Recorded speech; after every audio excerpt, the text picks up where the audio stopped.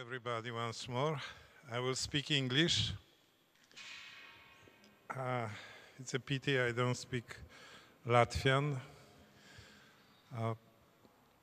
The subject that I wanted to bring up with you is the hidden language of symbols in art.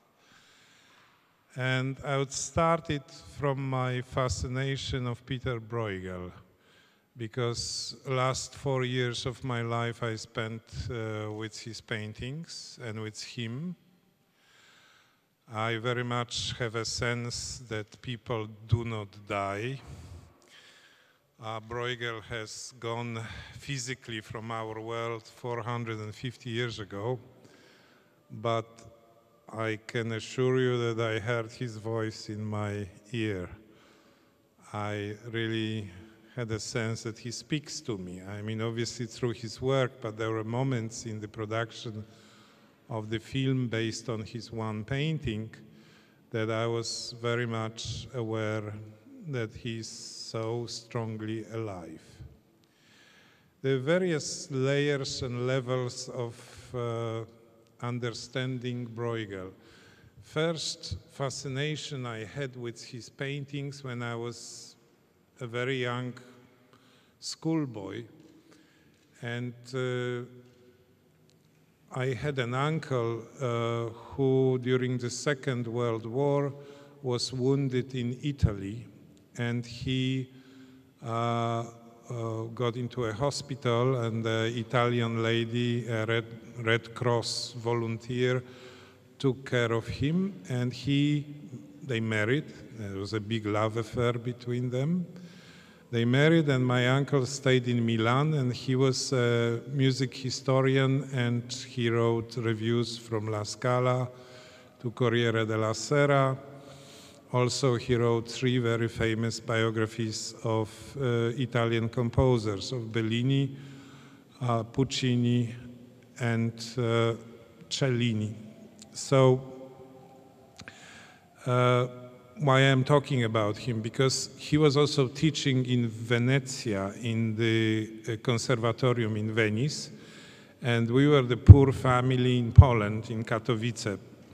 And he said to my mother, you know, I have a university apartment, a conservatorium apartment, which is open for you in the summer because I don't stay there, so you can come and stay there. So that was a very fortunate coincidence for me, because every summer I went to Venice and I spent all my holidays in Venice. And it was a shocking trip. I remember the first trip when I discovered that, you know, people can build such beautiful cities and live in such beautiful cities, despite the fact that Venice at the time was very much decrepit. It was run down, but yet it was extremely beautiful and accessible. This was the time that palazzos in Venice, you could easily get into the palazzos because a lot of them had a very bad security. I mean, all the kids from Venice knew how to get inside. We were playing games in those palazzos. My first kiss was in a palazzo in Venice. So it was magic, and I learned Venice, and Venice grew on me. So every novel I write, every book I write, mentally, and the landscape is the Venetian landscape. It always happens in Venice. But when I traveled to Venice, I traveled from Katowice to Vienna, and it was the time when the trains were all full of smugglers. People were smuggling goods to Vienna and turning goods, so the train was always late in Vienna, and I always missed the connection to a train from Vienna to Venice, and I had to spend a day in Vienna. And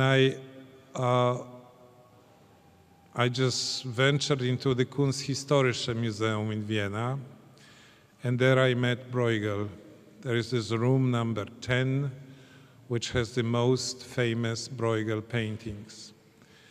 And I didn't know why, but I was absolutely focusing on Bruegel. I spent hours in front of his paintings. And I didn't know why, but he was so fascinating. I mean, his people in his paintings, the situations, the involvement I had with those paintings, the fact that I could travel there inside that painting was very powerful and very wonderful. Like he was offering me, it wasn't just a flat surface that I was watching. It was like a window into his world. And I could physically go into this window and go among these people. Later on, I started to discover psychologically why Bruegel is so powerful on his spectators who are standing in front of this painting. I noticed that he is a wonderful psychologist. I mean, when you pass the other paintings in the museum and you see other human beings, they most likely pose in front of you. They are in some form of officiating in front of you. They know that you're looking at them. They know that they are the subject of the painter's eye. Whereas people in Bruegel paintings, they don't give a damn about the fact that you're looking at them. In fact, most of them, if you notice the Bruegel painting, they are turning their back to you. So you are in a situation like in a street accident that you see the backs of the people who are watching something. You don't know what they're watching, but you want to break through them and actually get closer on the action. So you're about to ask these people, what's going on? What are you looking at? I mean, what's happening there? So psychologically, there is a very unusual way of positioning the observer, positioning the spectator. That the spectator, Vita, are you here? Yes, can we put it a little bit lower because I'm now competing with my opera. Thank you. I like this music, but gets on my nerves. Thank you. So anyhow, that was the first observation I had. And obviously later on I discovered that by various coincidences, and as Leibniz says, there are no coincidences in the life, there are only laws which we don't understand yet. I happened to meet a person called Michael Gibson, a world-renowned art historian who wrote a fantastic book on Bruegel. He's a world-renowned expert on Bruegel. Actually, in every country, almost every country, you can venture into a bookstore and find a book on Bruegel by Michael Gibson. He saw my movie in Paris many years later. My movie was called Angelus. And he wrote a review to the Herald Tribune about Angelus. The review was very nice, positive. And in the review, he called me a Bruegelian mind, that I have a Bruegelian mind. And he sent me, along with this review, he sent me a book called The Mill and the Cross, the analysis, thank you, the analysis of Way to Calvary by Peter Bruegel. And since I'm a painter, I studied painting. I am a painter originally and a poet. For me, I read a lot about paintings. I love these books. But I have to say that there is very few books that really open your brain much. I mean, there's a lot of books that you have a lot of empty words, and just to dissect the importance of understanding certain things is very rare happening. But in the Michael Gibson's book, it was just a flood of very important readings on Bruegel. And I read this book in one go, and I instantly got images into my head, and I wanted to do a feature film. I met in Paris with Gibson, and I said to him, listen, I have a film in mind.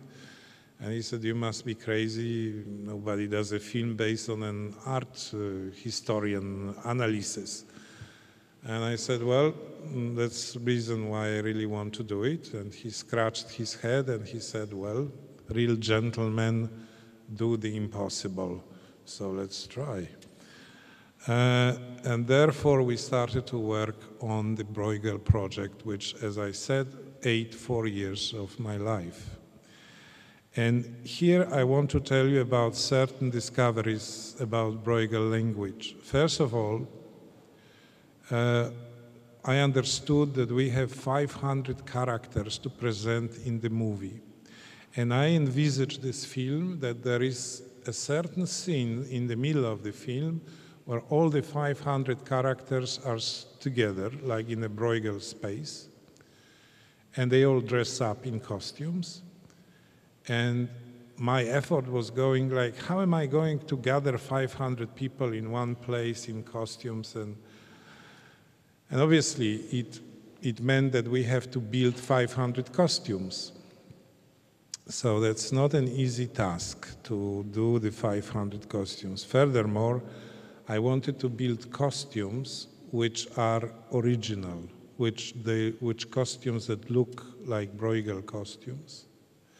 So we started with all sorts of camera tests that we try different textiles in front of the camera in different light, in a daylight, in a yellow light, in all sorts of lights to see how the textiles behave. We selected approximately 10 textiles that were very good for us, and then we tried to order it from the factories.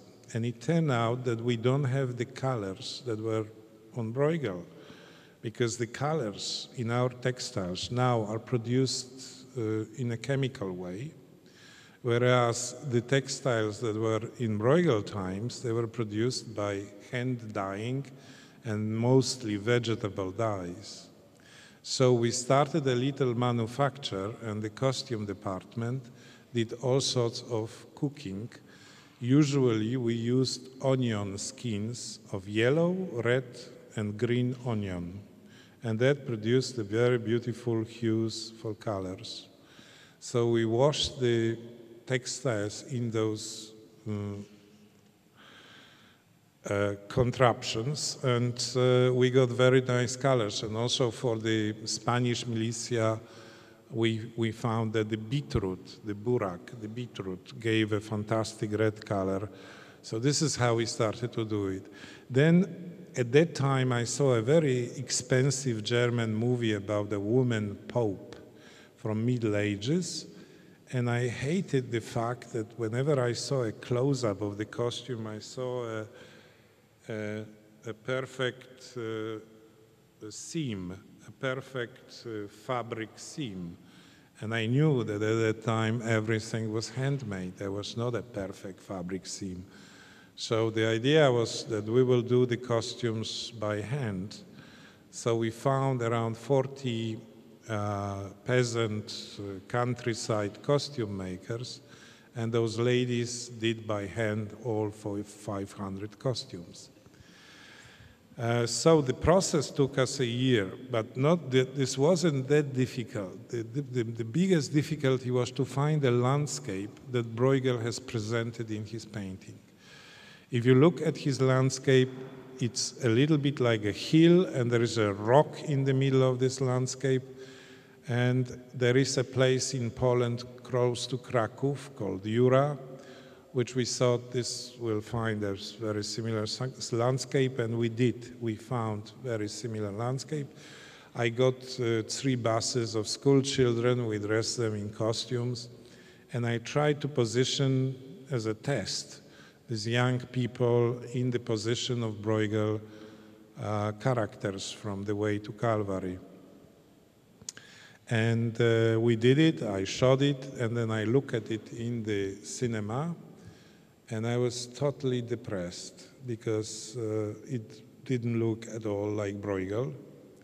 It looked like a bad TV movie with children in costumes. So I didn't know why is the fact that we're putting the camera at every possible angle and we cannot really capture the space of Bruegel. I assumed because Bruegel is so realistic with his details and with his costumes, I assumed that Bruegel is also realistic with his landscape, which was nonsense, because Bruegel was born in Flanders, and Flanders is as flat as this floor. There's no hills, there's no protruding rocks. Only later I learned that he once in his life, as every respected North European painter, traveled to Italy. And if you can imagine that journey of the man in the year 1550, in 1550, there was no tunnels, there was no Gotthard tunnel. They had to really go on horse or on ox or on whatever, or on foot to cross the Alps. And when Bruegel saw the Alps for the first time, he actually kneeled down and he prayed for a very long time. Then he pulled out a sketchbook and he did hundreds and hundreds of drawings of rocks. This was a phenomena for him that he couldn't envisage even when he was in Flanders. Also, you have to understand that at that time, painters, particularly painters, but also poets, understood the space in a symbolic way, in very anthropological symbolic way. So the lake was the eye, the forests were the hair. There were various parts of the body that were assigned to the landscape, and the rocks were particularly representative of Jesus Christ.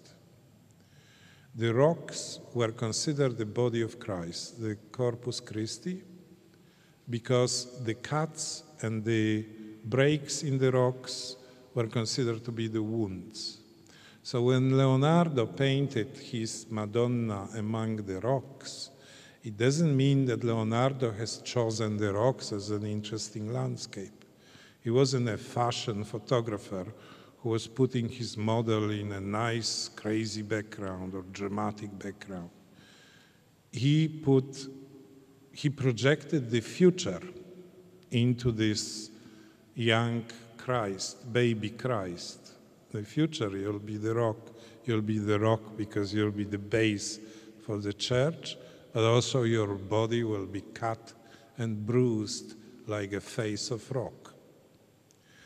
This is very important to understand in those times, the painters. I mean, for example, when Titian is painting a woman leaning against the tree, and she has in front of her a basket, and in this basket she has an apple and a bunch of grapes.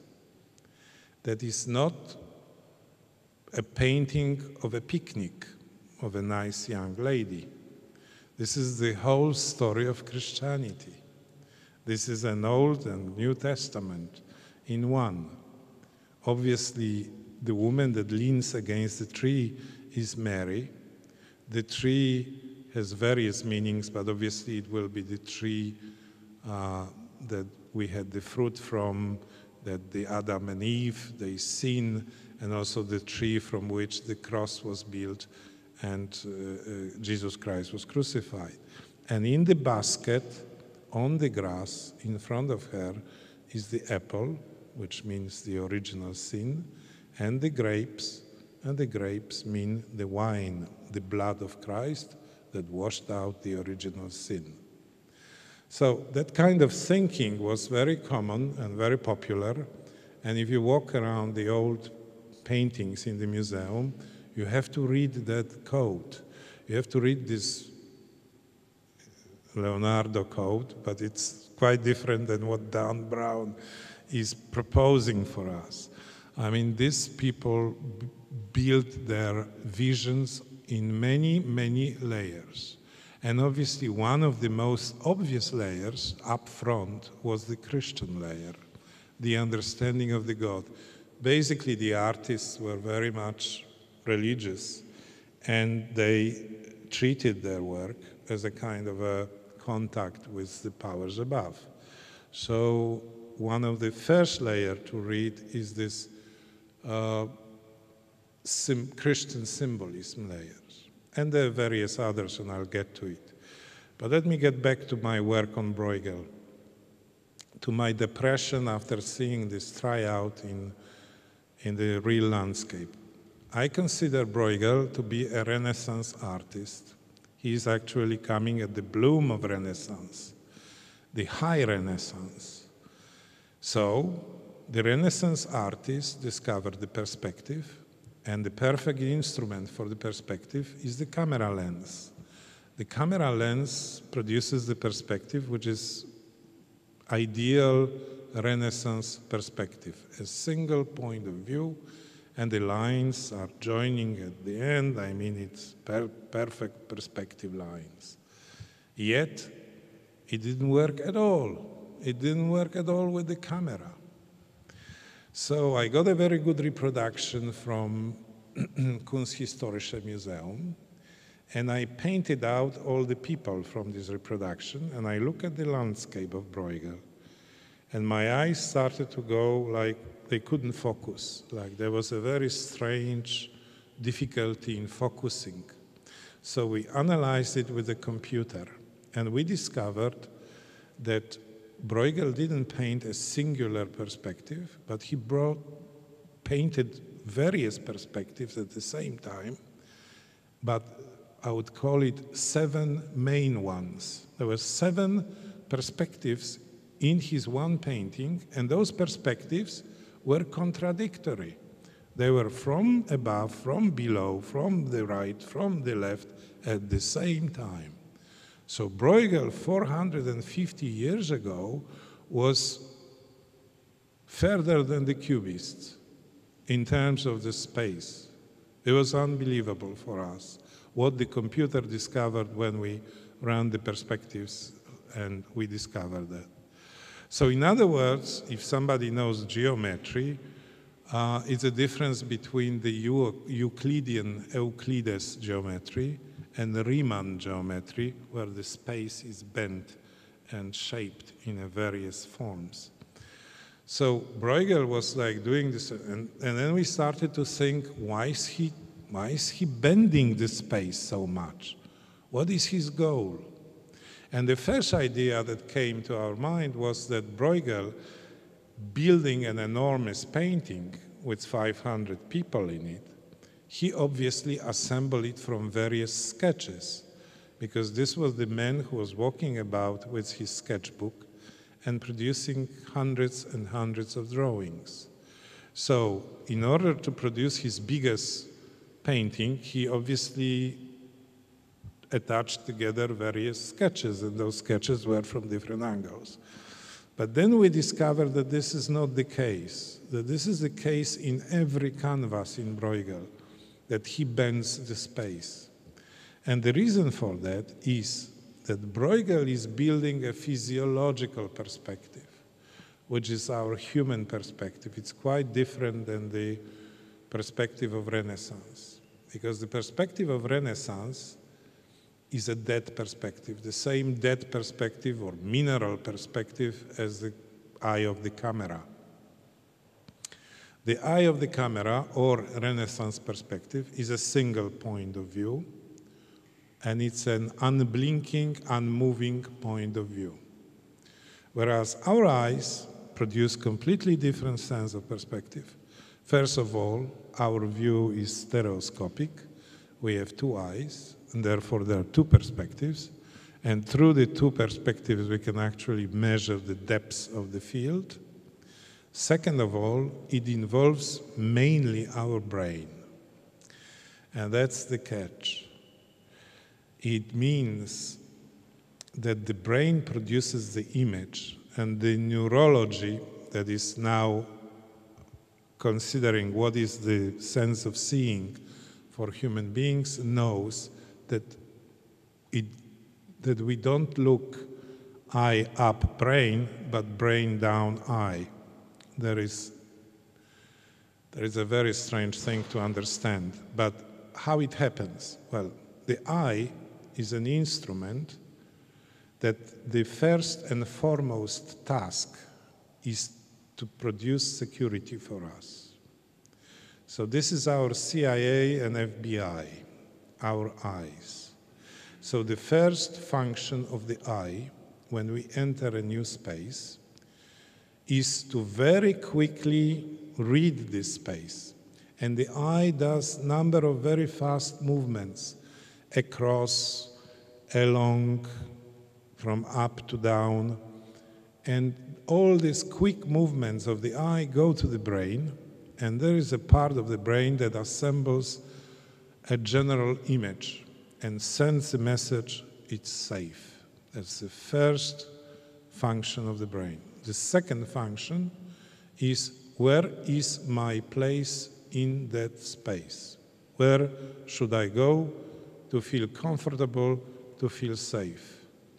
And that's the second function. This is all happening subconsciously in our brain, and this is how we see the world. We don't see the world like the camera, that this person is in focus and behind is out of focus and in front is out of focus. We have a sense that everything is in focus. It's just a question of us turning our head and seeing various places. So that was the Bruegel's perspective. This was the perspective of him looking at different places and seeing these people in focus. So he bent his space in such a way that he produced a theatrum, that he could see all the people. It's very difficult for the camera to present 500 people. It's impossible. Because if you use the wide lens, people are like little ants, you don't see anybody. And you can have 500 people, they will look like 40 people. And if you have a longer lens, then you will see only few people in focus and everything else will be out of focus. And the way Bruegel saw it, it was everything in focus and you could see the details. So then and there we discovered that we cannot shoot this movie in an ordinary way, that we have to behave like Bruegel and cut the world into like a loaf of bread into slices. And each slice of the bread has to be shot separately against the blue screen and then assembled into a combined image. That's how we did. So it was amazing to watch Bruegel creating a space which was, first of all, a new kind of perspective, but second of all, was also extremely allegorical because, you know, he suddenly, in the middle of Flanders, produces this rock. And this rock obviously has a very symbolic meaning because it's toppled with a windmill. And the windmill on top of the rock, it's a nonsense for anybody who produces flour. And out of flour, because the miller wouldn't be able to sell his flour out of the rock, or he wouldn't be able to get the grain up there. He would just die out of hunger. So it was so obvious after a while that Bruegel is producing a completely allegorical landscape. But he fooled me with the costumes, with the detail of the costumes. To this extent, everybody in the crew was thinking Bruegel as a complete realist. Even these peasant ladies who were sewing the costumes, they got the blow-ups of the different characters, reproductions, and they said, we don't need anything, we see how the costume is done. Oh, it's a perfect painting, we can see how it is done, I can sew a costume like that. So Bruegel was working as a realist, and suddenly I discovered he's much beyond his realism. But that's a technical aspect of Bruegel. Much more important is the philosophy that the Bruegel brings, because that's really where the weight of Bruegel as one of the most important painters comes from. First of all, he is a very strange person in terms of showing his main characters. Whether you look at Jesus Christ in The Way to Calvary, or you look at Icarus in The Fall of Icarus, or you look at the Saul who falls from the horse in The Fall of Saul, or Saul's suicide, the other Saul, Saul's suicide, you always have a problem with finding main character. You will see everything. You will see unimportant people, unimportant details. And where is the main character? I know in Brussels, in the Museum of Fine Arts, there is the painting of Icarus, Fall of Icarus. And whenever I stand in front of this painting, there's a lot of people coming saying, where's this Icarus? Where's this Icarus? Because you don't see it. A contemporary, almost contemporary of Bruegel is Caravaggio. In Berlin, there is a painting of Fall of Icarus by Caravaggio. That is the obvious way of painting the Icarus, because Caravaggio paints Icarus as a beautiful young man, up front, huge painting, and you see his body falling down from the sky. His body is contorted and feathers are flying and his face is torn with grimace of pain, and his wings are broken and the wax is melting, feathers flying, he falls to the ground. That is incredibly powerful painting, and you have nothing else. You have only a very little landscape behind the Icarus. In Bruegel Icarus, you see an absolute opposite. You see an image of peace and serenity. In the foreground, you have a man plowing the field. Just behind him, there is a shepherd with the flock of sheep. On the bank of the bay, there is a man fishing. He's angling and is catching fishes. And there is a boat, sailboat, coming into the bay. And there's another sailboat further in the bay. The sun is just rising. And you don't see Icarus. You don't see it. Only after a while, because it's written it's Fall of Icarus, you look, and on the side of the sailboat, you see two legs sticking out of the water. There's a little splash, he's already gone. Where's the drama? These people are working on their daily routines. Nobody noticed the Fall of Icarus. It's so opposite to Caravaggio. It's so unbelievably revolutionary and unusual depiction of it. Because I have a metaphor. It is comparable to me if you would go to see Hamlet in a theater and you sit through Act 1 and everybody comes on the stage, everybody speaks up their lines, but there is no Hamlet. There's Act 2, the same. Everybody says his things, but where's Hamlet? There's no Hamlet. And in the Act 3, you see the Hamlet or somebody running behind the stage and whatever. That was Hamlet. It's so shocking. Imagine a production in a theater like that. People would be shocked. Well, what do you mean? I went to see Hamlet and I didn't see Hamlet? I bought a painting called The Fall of Icarus, and where's the Icarus? Two legs sticking out. I bought a painting called The Way to Calvary, and where's Jesus Christ? I see everybody else, but I don't see Jesus Christ. So the obvious question is why Bruegel is doing that. What is his goal? What is he thinking?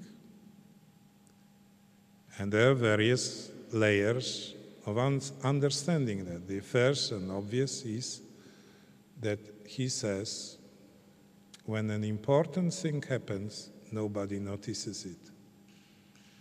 People are unable to notice it. Why? Because they don't see further than the end of their nose. They cannot see it. He says, Christ can fall next to you, Icarus on the left side, you will not notice it. Second of all, he says,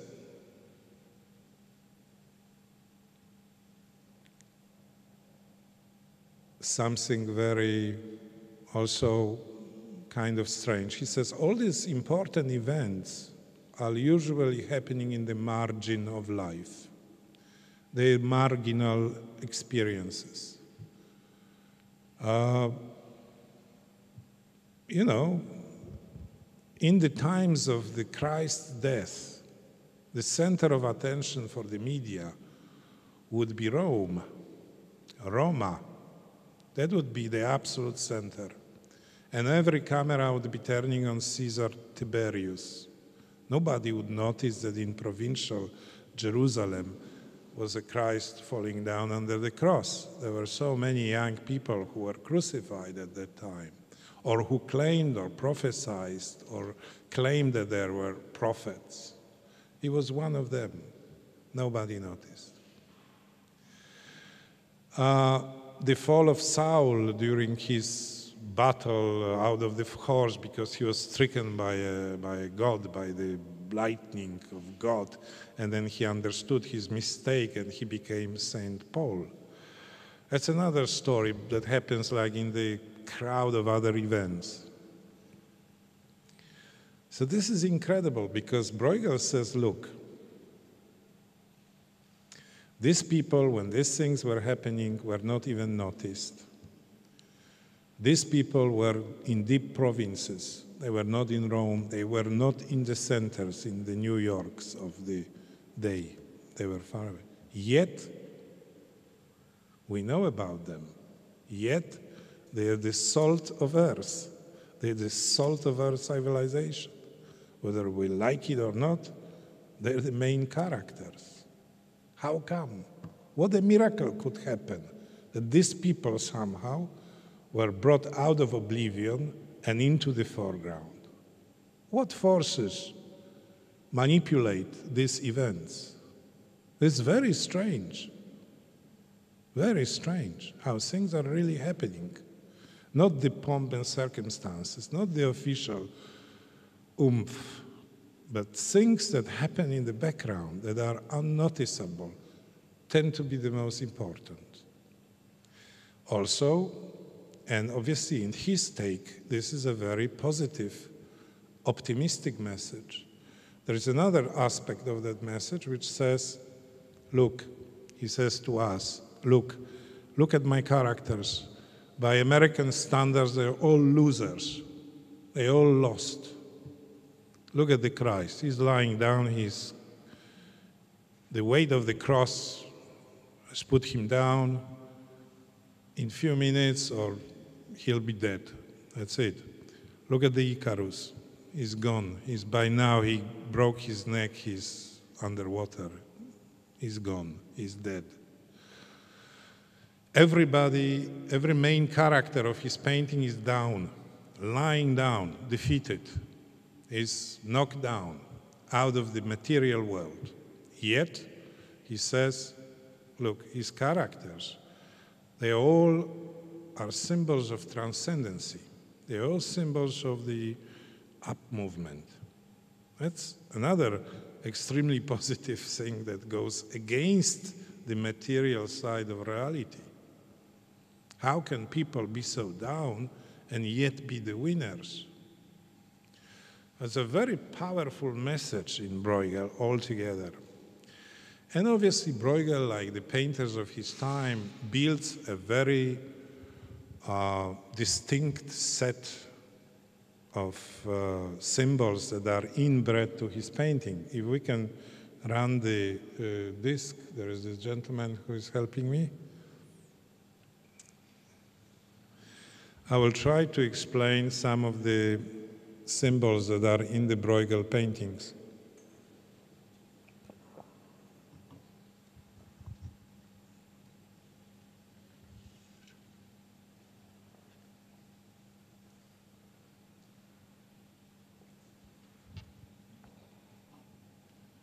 We're not looking at the Bruegel painting, but my film version of the Bruegel painting, but still the background is from the Bruegel painting.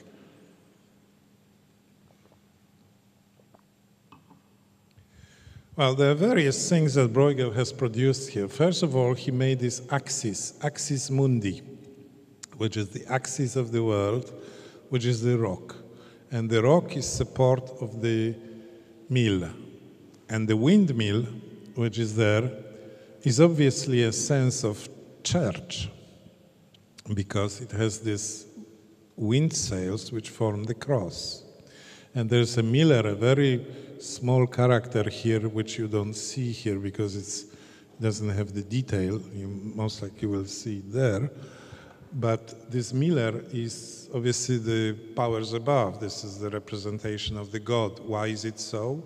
Because what we do in the windmill, we do the flour, and out of the flour we do the bread. And what is bread? Bread is the Corpus Christi.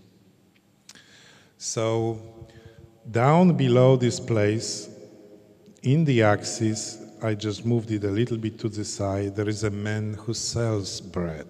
He's distributing the bread among the people. And he divides his world into two realms. This is the realm of life, and this is the realm of death. And the direction that he starts in a spiral movement, starting from, there is a pathway here, goes like this, and everybody is going towards here. And there are circles. This is a circle of life, which is the city, and there is the circle of death, which is Golgotha. The circle of life is supported by the tree, which is green, which has leaves. It means life. And here is that tree, and that's the circle of death. And there is a wheel on top of that dead tree, and usually dead bodies were put on that wheel. So the birds ate the dead bodies, and you see some bloated figures further up on those dead trees, and also the gallows here and people hanging there. So this is Golgotha, this is the death, this is the life. There's a skull here, which also belongs to the death. You see it in the third triptych. Rutger Hauer is holding that skull. Particularly, it's the horse's skull here. Now, the other symbol, obviously, which is very precise in Bruegel, is that he even further illuminates the fact that this is symbolically division between two worlds. Is look at the sky.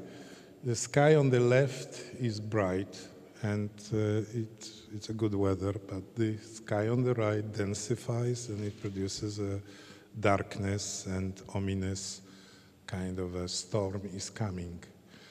And there are various representations. For example, this rock repeats, now we see them in process of dressing, but the group of saints, which is here, they repeated in the forms of the rocks. So, and all sorts of other representations. It is also very symbolic that Bruegel has painted the mill against the sky, and the Christ with his cross is down below. And it's a very interesting interpretation of it, because it says that before the birth of Christ, the sense of time was circular. We don't have a particular sense of time in a linear way before the birth of Christ. For our civilization, and for most of the civilizations, the sense of time before Christ was the repetition of seasons.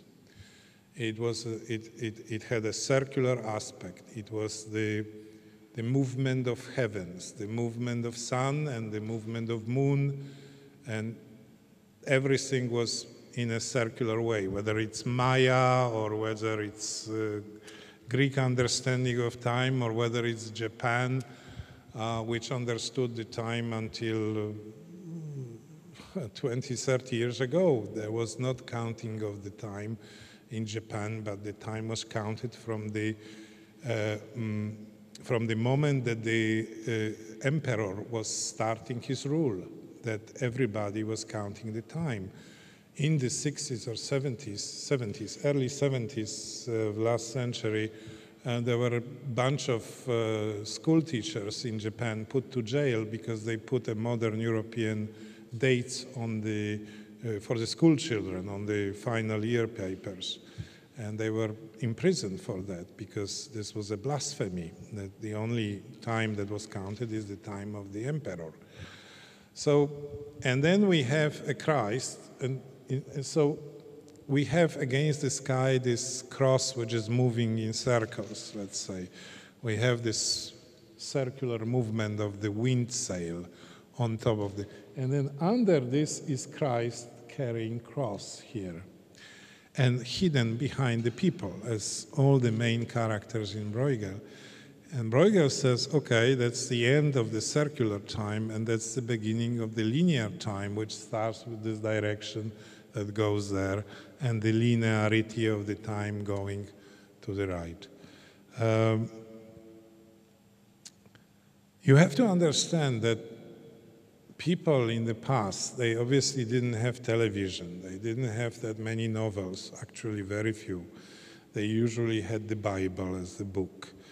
And only after the Bibles were printed, so once the print was discovered, they usually went to the church and heard the priest talking about some stories. Usually they went to the cathedral if they came to a big city, and they read the cathedral like an enormous book. There were various people standing at different places in the cathedral and explaining all the saints and all the stories, and people were with open mouths watching it like a big Hollywood productions, because that was the form, the interior and the exterior of the cathedral, that was the function of the cathedral. Cathedral, first and foremost, was also like a compass showing you the directions in the world. Every church from the past is directed toward the sunrise, and the exit is toward the sunset. And you have the high noon on the right. So it's like you can really know where you're going by looking at the church. And if you are lost in any cities in Europe, and you don't know where is south, where is north, just stand next to a church, old church, and you will know. So people, when they were getting a painting into their household, that usually painting lived with them for many, many years. And actually they brought up generations of young people by looking at the paintings and analyzing them. So there were various stories that were coming, like particularly interesting are Dutch still lifes, because modern person goes into a museum and looks at the bunch of grapes or stuff on the table and a glass and this and that, and doesn't mean anything for them. I mean, it's just beautifully painted. Because obviously these people were absolute masters of the craftsmanship, of the technique. I doubt whether today exists a single painter who can produce an effect like them. I am sure there's nobody who can do that, because that comes from generations and from particular way of making the colors, of particular technique. It's an unbelievable craftsmanship and mastery that has vanished forever. But that was only a surface of their art. The second layer, obviously, was the symbolic reading of what this art was. What was the meaning of that?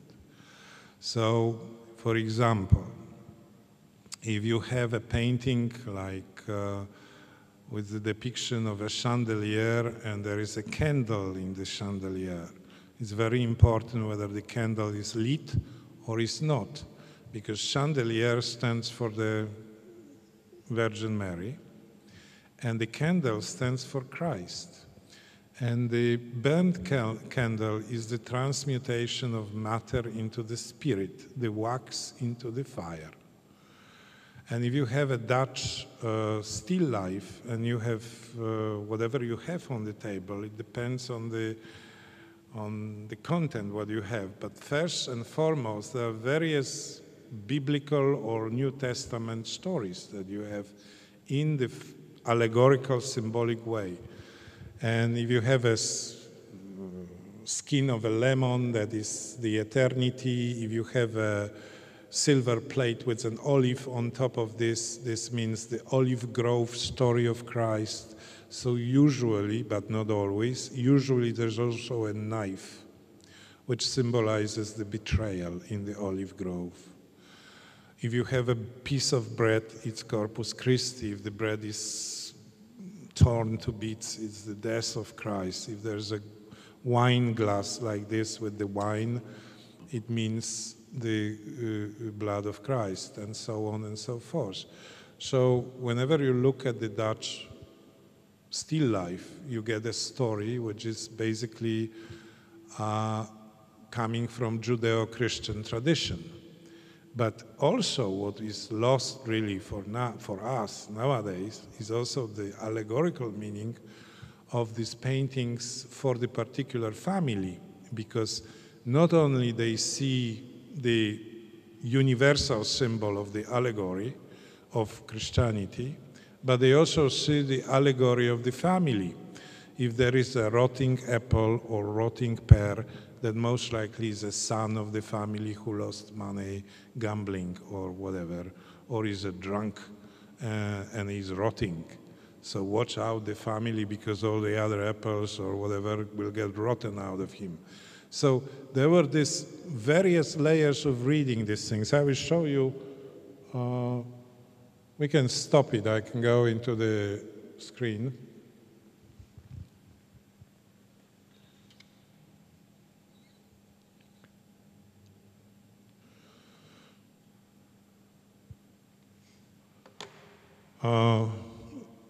For example, this is Peter Klaes' still life.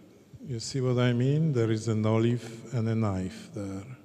And there is a wine, and one of the platter is lying down. So most likely somebody has died in that family. And that's the memory of the person that is lying down.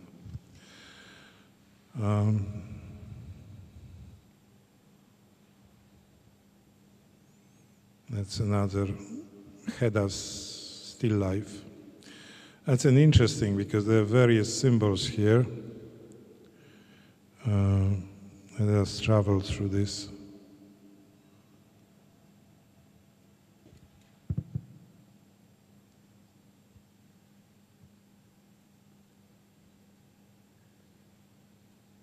Here we have oil grove, the symbol of eternity here. Here is the candle. It doesn't have a light. We have at least 2 dead bodies here in that family. Here we have another story that here is Saint George fighting with the dragon. It's not a good reproduction, but you know, I photographed it in a museum and they don't allow you to photograph, so I have to steal these things from the telephone. Here we have a piece of bread with this Corpus Christi. There is another thing. We have a mussel here, a shell, and that is a particular interesting thing, because it's a symbol of virginity. It's a symbol of, you know, when you see the shell. I mean, in Mantegna there is a shell and a pearl hanging from it. It's immaculate conception. It's the way the Mary gave life to Christ. So this group of shells, because there is a shell, or you see there is a different shell, the triangular, and there is another shell. So here are the certain symbols in here. What we have here, or here another Willem Klaes. Again, the similar situation with the lemon and olive. Here we have Rogier van der Weyden, Virgin Mary praying. Obviously, the lily is the innocence. The book that lies like that, open up, is the reading. She has above her head the Holy Ghost, but she has in front of her a Holy Ghost, because she can read. It's like a form of the bird which is open up. But what is interesting is here downstairs there is a sack which is red with pearls. Here we have a close-up of that, and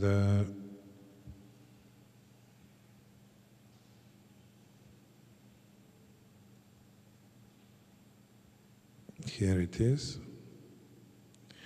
And obviously that sack is the womb of Virgin Mary, and the pearls always stand for Immaculate Conception. So the pearl being Christ, being the birth of Christ. And if you would see, a lot of Renaissance paintings have usually the shape, all the palace in Florence or in Venice. Pala is a painting which has a semicircular top and a rectangular bottom, like a square, because the square is the symbol of earth and the semicircular is the symbol of heaven. And usually in the semicircular symbol of heaven, we have a shell, we have a form of shell, and usually something hangs from there, either like in the Louvre, we have a coral hanging from it, or in Venezia, in Museo Galleria dell'Accademia, we have a pearl hanging from that. There's always this same, the Immaculate Conception. Here is Van Eyck, the Arnolfini marriage, and here we have various symbols as well. First of all, he keeps his left hand and holding her right hand. That means that it's a morganatic marriage, which means that she is in a lower position, lower class. There are all the Christ stations around the mirror here. There are pearls on the wall. And here we have a chandelier, which is, as I said, the symbol of Virgin Mary. And here is the candle, and the candle is lit. That means the presence of Christ and the Holy Ghost and a transmutation of matter into the spirit.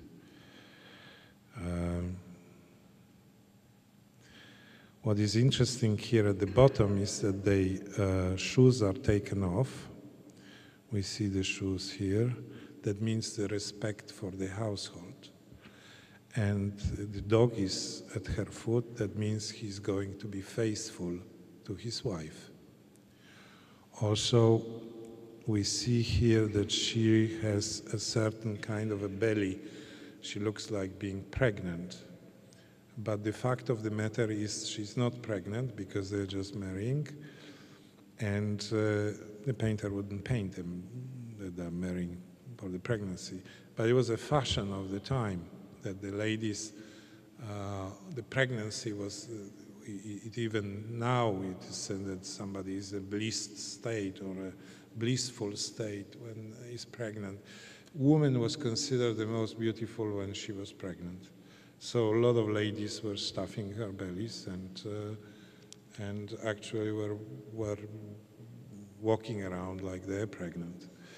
The other thing that I noticed at that time that I discovered was that when girls were going to a bakery to buy a loaf of bread, they were putting the loaf of bread under the garment on their belly because, first of all, they looked like they're pregnant. Second of all, usually in these northern countries there was very cold, so the loaf of bread was warm, so they had it as a heating device. And also it meant a very good blessing for their future pregnancy because it was a Corpus Christi, the loaf of bread. Okay. Here is Rogier van der Weyden, a similar case. We have a chandelier here. Let us get closer to it, what we see here. It's not it's too much. Well, there is a candle, but you can see that this candle is not lit. There's no light on that candle. Why is that? It's because, as you can see, this is the form of Annunciation. The Christ is not born yet. So this is just going to happen. When the Christ will be born, the candle will be lit. Yes.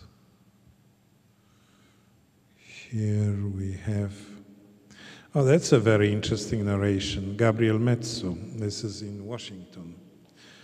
This is, you see how delicate their narration was. It was incredible because we see the lady who is the lady of the house, that's the lady, and she's sitting sort of pensive close to the window, and she is mending a white cloth, and she keeps in her hand something to fix the white cloth. So, symbolically speaking, she's got a problem. This problem most likely is a question of her character, of whitening of her soul, and she has to mend it. But here is her servant, and she holds in her hand a letter. But she's not showing this letter to the lady, but she's looking at a strange painting which is covered by a curtain. And you see that this painting depicts a stormy sea. So you get a message, what is in this letter? You know that by reading this letter, this stormy sea will be in her. So this is the way the masters build their narrations. And this is when you go to a museum, paintings remember of reading the hidden language of symbols. Thank you very much.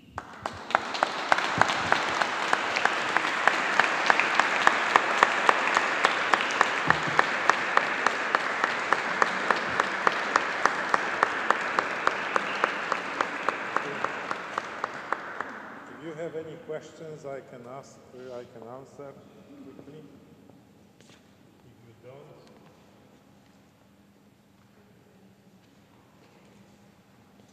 be cool. May I ask you a question? Yes. What are your preferred symbology? What are your symbology that you like to use? I don't have a preference for symbols. I would say symbols are symbols. They're very powerful. No preference whatsoever. I can maybe just, because you are here and there is this exhibition of mine going on, I can cue you on certain things at the exhibition which were part of the discussion with the old masters. About Bruegel, I said everything what I, well, not everything, but a little bit. But like the central piece for me is Rogier van der Weyden, the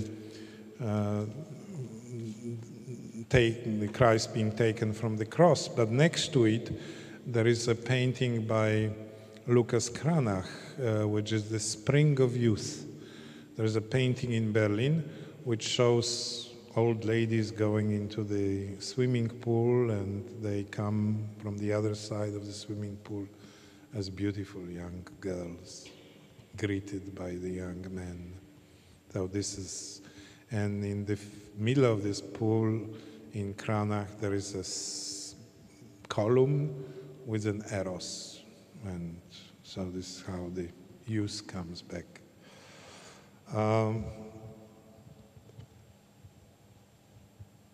Yes, any other questions? No, thank you.